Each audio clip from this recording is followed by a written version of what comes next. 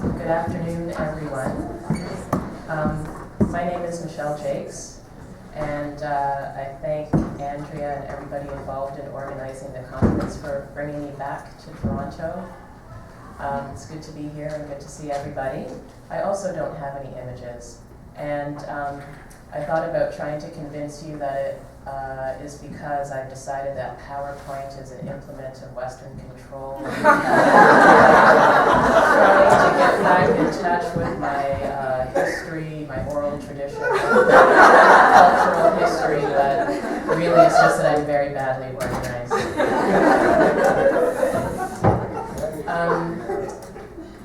For those of you in the room who I know and have known for a long while, you know that I worked at the Art Gallery of Ontario for, I hate to admit it, the better part of 20 years.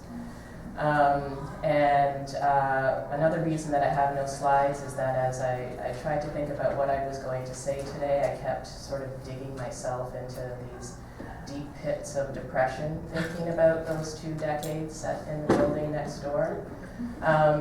So I'm not going to talk about it. I'm going to go way, way back to a project that got me involved in thinking about the intersections of art and race, and then tell you a little bit about my current experience in Victoria.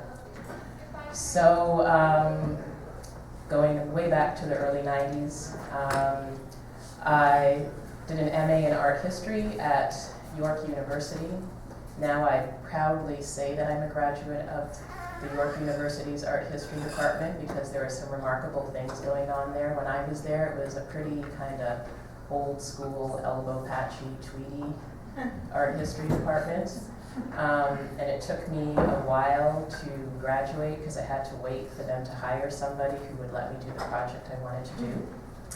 And what I did was looked at an artist named Prudence Heward, who was a white woman, British descent, working in Montreal in the 20s and 30s, who inexplicably to me had painted this series of pictures of nude black women. And when I explored what had been written about this artist, when I asked curators and art historians why they thought she had done this series of paintings, I found their answers really quite unsatisfactory. So I decided to explore for myself what might have motivated this, and to make a very long story short, because I think it was 100 pages in the end, what I ended up doing was more or less a social history of Montreal in the 20s and 30s, exploring issues of race in that city center, looking at jazz, at the railroad, at the influx of women from the Caribbean who were working as domestic workers in the homes of wealthy people in Westmount. And the conclusion that I came to was that Prudence Heward, as a white woman, the daughter of a wealthy Anglo family in Montreal, in order to compete with her male counterparts, male painters in that scene, she had to be able to paint the nude figure.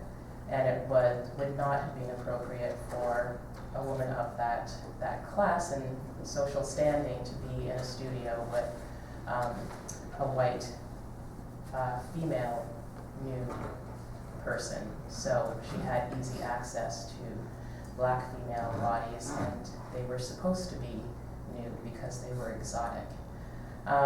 So I urge you to look up these images. They're really quite remarkable, and in some ways I've come to realize have set the course of my interests.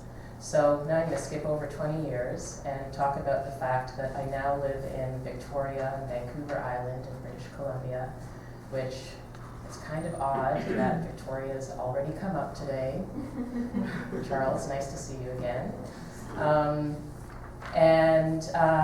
I was just looking up some demographics, and this is misleading because Victoria is it's an unamalgamated conglomeration of a lot of little towns, but the city of Victoria itself, according to the 2011 census, had 850 Black people living there.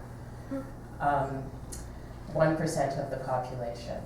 So what I'm currently doing at this strange institution that decided it was a good idea to hire a Black chief curator in a town with such a small Black population is looking at the history of that place and looking at the history of all of the racialized communities that have lived there, and I'm trying to figure out how to create a strategic direction for that kind of institution that allows us to talk about all of us who live there and what it means for us to be there together.